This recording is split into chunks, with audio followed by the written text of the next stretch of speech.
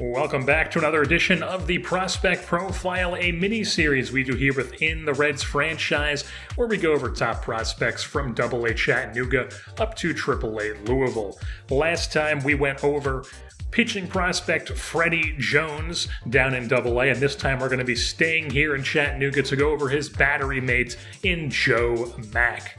Joe Mack is a 21-year-old catching prospect, bats left-handed, throws right-handed. He is a sinister left-hander, stands 6 feet 1 inches tall and weighs in at 210 pounds. He was actually drafted by the Miami Marlins 31st overall in the 2021 entry draft out of Williamsville East High School in East Amherst, New York. His older brother was actually drafted out of the same high school in the 6th round back in 2018 by the Minnesota Twins. And we acquired Joe Mack in this previous offseason because he was one of those classic B potential guys that just for whatever reason, his previous organization just did not bring back.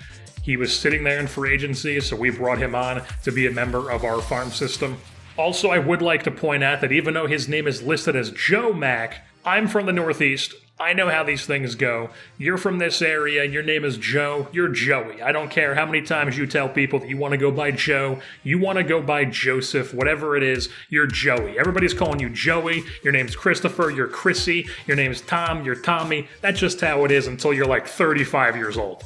So with that being said, Joey Mack is sitting at a 72 overall B potential as of right now. And it is worth noting that in this game, in MLB The Show, defense plays a major role in overall ratings. So you may look at his ratings and you're like, I don't think he's like that good yet.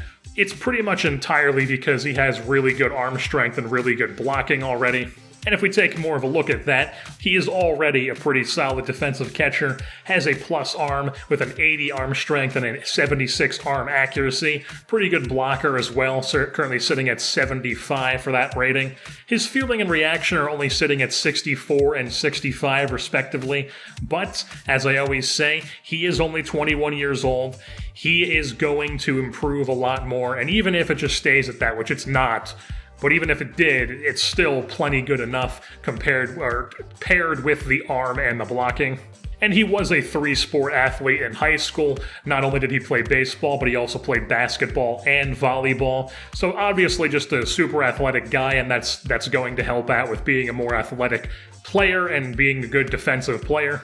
And then catcher is obviously a very physically demanding position. You take a lot of beating back there. So you don't want a guy who's going to be constantly on the shelf on the IL. And Joey Mack does have an 83 durability. So that is good to see for that. But as far as Mack's bat goes, he is mainly a contact hitter. He will mostly be relying on gap power to collect doubles to boost his slugging percentage. Not really going to be a home run sort of guy. I mean, maybe in like 3-4 seasons, he could get his power up into like the 40s and be like a 15-20 home run guy if he really taps out his potential at that rating. But as of right now, definitely not going to be expecting him to be running into a few too many home runs. While his plate skills, on the other hand, they are pretty decent already, currently sitting at a 56 vision and a 54 plate discipline, while the plate discipline has already dipped down -4 points this season, probably because if we take a look at his stats here in 2024, he hasn't had the greatest season offensively. OBP is only 333. Probably explains the -4. Definitely not the greatest OBP. Average, though, is a pretty solid 287. So pretty much shows you that he's just a singles merchant at this point in his career. OPS is only 720, so not really hitting for power either. We would like to see the OBP and the double start to pick up, but I'm not, totally writing him off as a player because he's having a bad first couple months of the season. And unfortunately, I'm not able to show what he has done in other seasons because I can't go and look at yearly stats in minor leagues because they don't have that in this game. You may see me show that for other players, but that's because I've been doing these videos for so long that I know that at the end of every minor league season, I go through and I record everybody's stats, and then I have screenshots of everything that I might need to reference back at a later date, just stashed away in a folder, ready to break out at any moment's notice. But since Joe Mack was not in our organization the previous 2 seasons and he was with the Marlins, he is not among those screenshots that I have saved. So you may be asking yourself, Joe Mack is a catcher. We already have a catcher at the major league level in Tyler Stevenson. Where does Joey Mack fit in the future of this organization? He could obviously be the backup catcher at some point. Next season, we're not going to be bringing back Austin Barnes to the team. This is his last year of his contract. But even with that being said, I'm probably not going to have Joe Mack as the backup next season. He'll probably still be developing down in the minor leagues.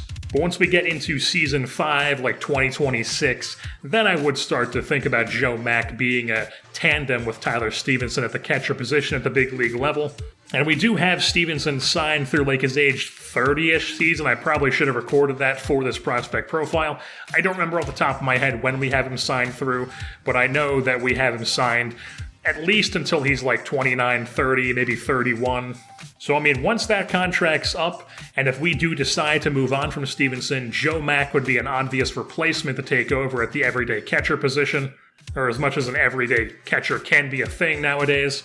Or maybe we decide to bring back Stevenson, and at that point in his career, he's in the 30s, and we're saying, hey, we want a more defensive guy behind the plate, and we say, Tyler Stevenson, you're now a first baseman DH on this team. We bring you back to be that primarily, and then Joe Mack can slot in to be the number 1 catcher on the roster. That's obviously looking ahead multiple seasons, and a lot of things can happen with development and transactions, and who knows what can happen at that point. But we do have a couple options already that we can just look at and see of ways that Joe Mack can make it to the big leagues for us. Obviously, a pretty talented prospect at a B potential, only 21 years old. So that is another thing, is that since he's only 21, he was drafted straight out of high school. And I know in this game, sometimes you'll draft guys who are 18, 19 years old and they already have MLB-ready stats, but that's not how things work out in real life. Guys who are drafted out of high school, especially the catcher position, don't really cruise through the minor leagues. I mean, Tyler Stevenson's a great example of that. He was drafted straight out of high school in 2015 as a catcher, and he didn't make his major league debut until 2020 when he was days away from being 24 years old. But with that being said, it is going to be interesting to see how Joe Mack develops over the next few seasons and where he ends up slotting in our organization. And with that being said, that's going to wrap things up here for this edition of the Cincinnati Reds prospect profile of catcher Joe Mack. I've been your host, Jerseyborn, and I am saying NHL teams are just shameless with their whole thing where they only hire 32 coaches out of a pool of like 35 coaches, and they're just constantly rotating. And of course, the Devils are always going to end up with the worst of the bunch. I choose to believe it's punishment for almost ending hockey in the 90s.